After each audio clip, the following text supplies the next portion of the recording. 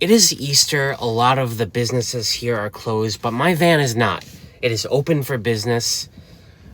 I don't really know what that means, but I want to do a lot of projects in here that have been building up. That always seems to happen. For one thing, that hoodie storage system, these things keep falling off. The smaller ones, they didn't come with screws. That's a problem. I also have some wiring I want to do, my reverse lights. I got this control panel to handle all of the exterior lights. I need to rig that up somewhere in here. That's going to be a big project. I'm once again working at my favorite spot by these Starbucks here under a tree. There's no leaves or even buds on this tree yet. I guess the tentacles of winter are clinging very late this year. But that's fine. I'm ready to get started. Let's start with the small stuff. This little carbon monoxide detector has been bugging me. For one thing, it rattles when I drive. It's just not like a solid piece. For another, I can't stand the white look. I think I'm gonna paint it red. And for a third thing, perhaps most importantly, it needs to be down lower, like close to where my head is when I'm sleeping. This is a cheap Walmart carbon monoxide detector, but I trust it with my life. I've gone through a bunch on Amazon that have all like broken or not dinged when this one did. Now, I was just gonna paint it because I can't stand the white plastic look, but look what it says. It says do not paint right on the thing. They must know that this is an ugly color. Why don't they just make it in different colors then? Like, I'm pretty sure you can colorize plastic, right? So I won't paint it. I don't want to set a bad example for YouTube.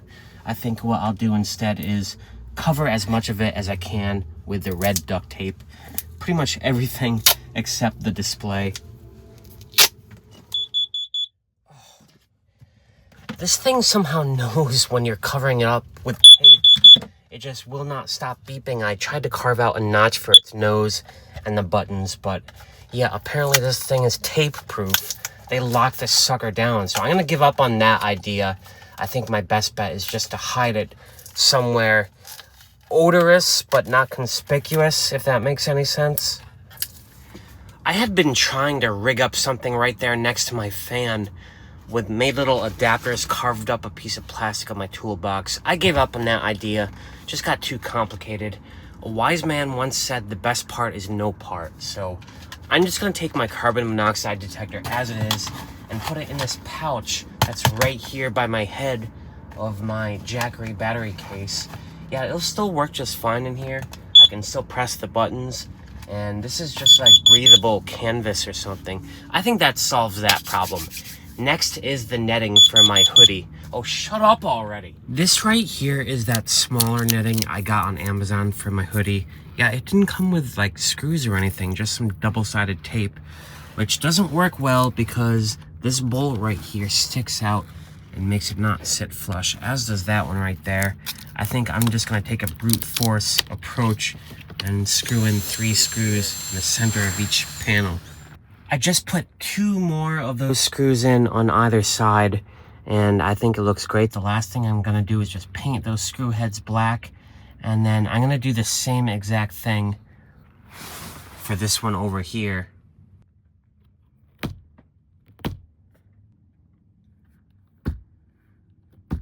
Another thing that's been bothering me in the van, it's more cosmetic. This drawer right here where I keep all my hiking supplies, you'll notice there's a gap at the top and you can see like the guts of what's inside and stuff. I kind of want to seal that off. I thought I would just try running some black duct tape as like a flap along the top. I think it's a marginal improvement. I might not like it, but let's see what it looks like. And here it is with my flap look. It does leave this white line where the tape pieces overlap. I find you can mostly mitigate that just by doing the same thing I did with those screw heads, just kind of painting it black, and in dim light it pretty much just disappears. So I'm 3 for 3 in knocking out the project so far. Another cosmetic thing that's been bothering me is this headliner, this exposed gray right here.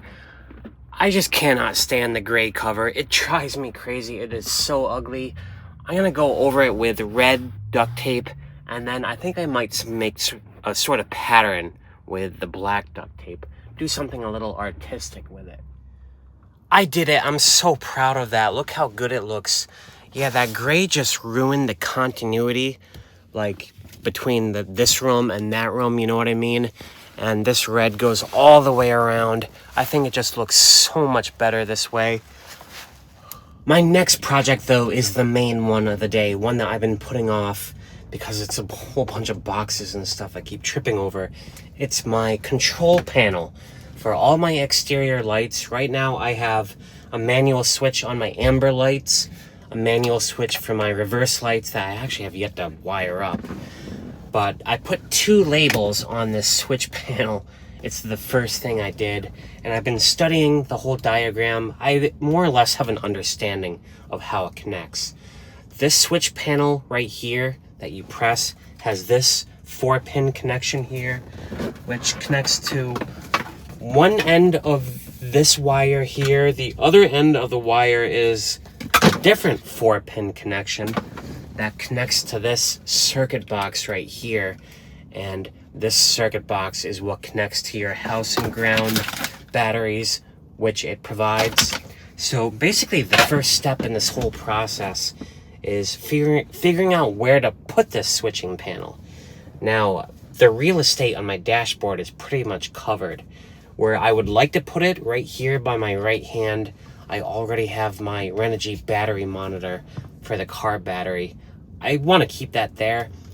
I did some studying and I figured the next best place to put this is right back here on this pillar back here. Now keep in mind the only button I'd ever have to use on this while driving is the amber lights, and I feel like I could reach around like this while driving and more or less get a feel for it. Every other button I'll be using when I'm like stopped, you know what I mean? Also, putting it here lets me run this wire down this channel here, hidden through a pre-existing conduit I have that will go under my bed and connect to my house and ground battery. So this is what I want to install today. If I have more time, I'll wire this stuff up and test it, one step at a time. Thankfully, they give you double-sided tape for mounting this thing. I'm not sure how much I trust it, but it does not weigh that much. I think I want to put it right about there. And here we go. Had to take my hand away. But as you can see, I can just run the wire right down to that conduit. I do notice there's a very conspicuous panel gap that came with my car. I just want to cover that up with a big strip of duct tape. Presto, much better. I covered up that whole thing with duct tape. And I also attached that extension wire. It's like a 4-pin connector. This wire here is like, oh, pretty long, like 6 or 7 feet. So I'm gonna snake it through that conduit, around the back, hook it all up as the next step. But also just look at that, admiring the beauty of the continuity of that red tape. I just put it there. It looks so seamless now. I thought I'd try to show my wire run because I'm very proud of it. This wire right here is what runs from that switching panel we just installed. It goes back here. That's my DC to DC charger. I sink it into the wall here behind my sink, and I can pull out this drawer right here, which gives me access to where the wire will pop out. You can see I run it through a conduit that goes under my mattress down there. I can access it by pulling these drawers out right here, and then it pops up here, and I will put that switch, that circuit breaker box somewhere in here. I think probably maybe right there. I don't know. This is kind of a rat's nest, and cleaning that up is a future project. I am going the nuclear option with this thing. By that I mean I'm just gonna have it free float back here. I might try to zip tie it to something. I just don't have anything to bolt it to right now. Like I said, cleaning this up is a future project. So this wire goes to that circuit panel, the switch box by my driver's seat. It also gives you the option for a Bluetooth antenna. I just wired it up anyway. I guess I don't really need it. But the hotline of this thing goes to this circuit breaker right here, which I've rigged up on that end. And then I just connect it here. The ground line goes right to my car battery.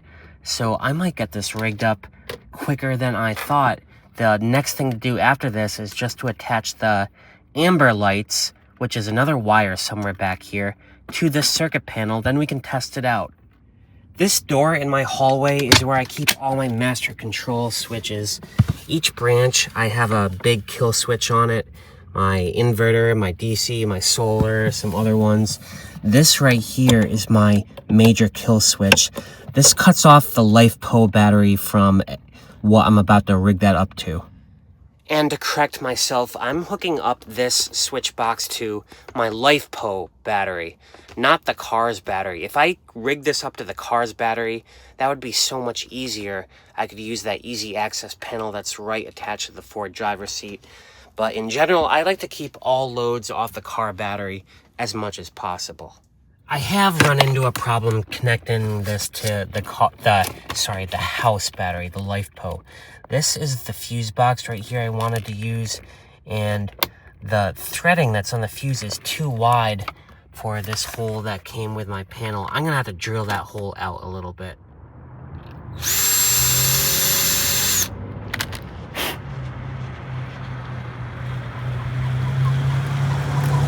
It ain't pretty, but I have my amber lights more or less rigged up. I have this rigged up to the main fuse box.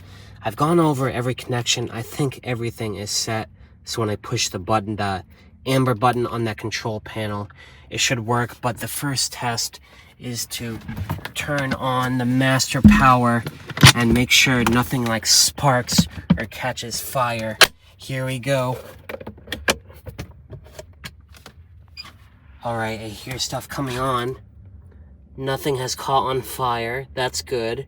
That all wired up. Now for the test. Let's turn this on. It should light up. That's not good. Sorry for the terrible lighting. I could use a shave. It's getting dark.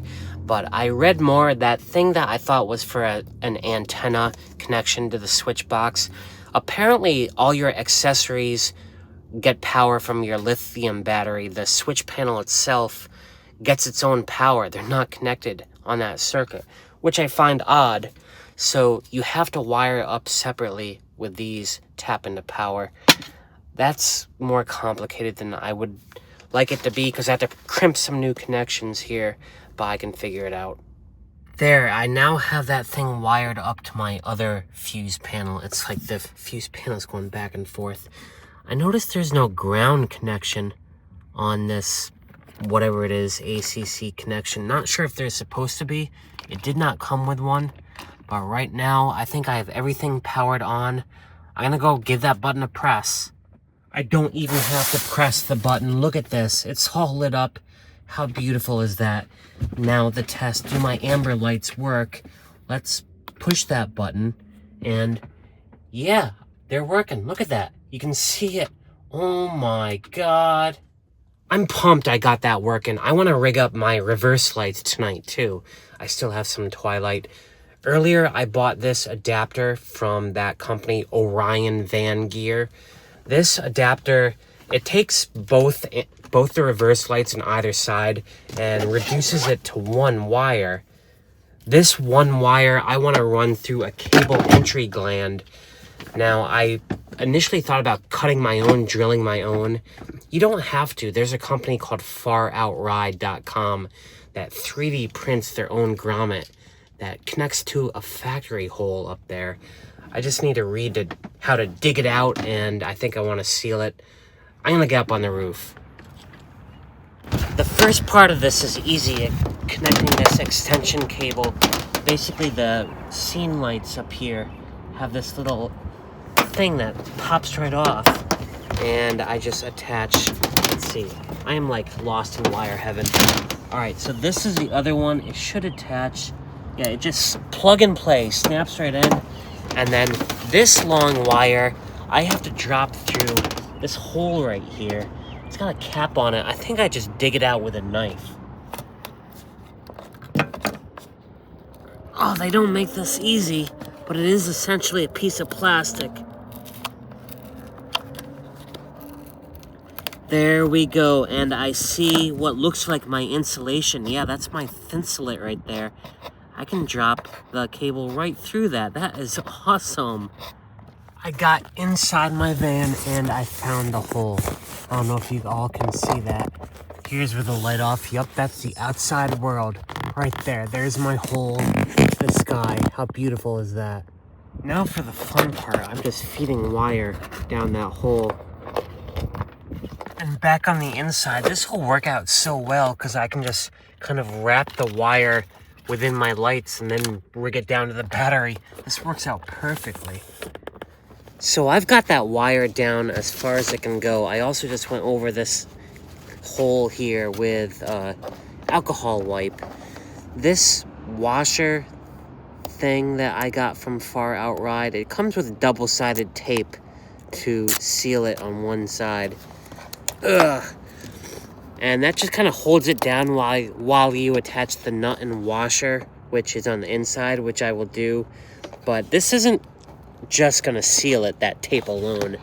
I brought my own silicone sealant. I will just go around that with a fine-tooth comb. That is all dust-free. And then we'll do a nice, generous seal around this whole perimeter. Yeah, this is just silicone sealant. I am not using lap sealant.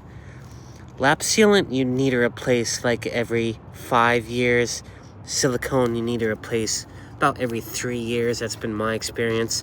I just like the silicone. It looks better. It doesn't look all messy. That socket and grommet I got from that company Far Outride has a washer and a lock on the other side of that thing. That's how it clamps into place. Right now, I'm just gonna sneak this wire that I brought in through this light cage that I have here. The wire is black, so it just more or less disappears.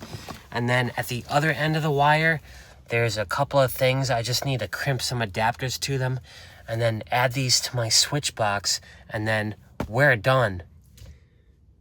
Now comes for the true test. Does all of that crap work? I've had those reverse lights up there for like a month already. Here we go. We should see a big bright light out my left shoulder here. Oh man, it works. Oh, I gotta set up the camera and go see that.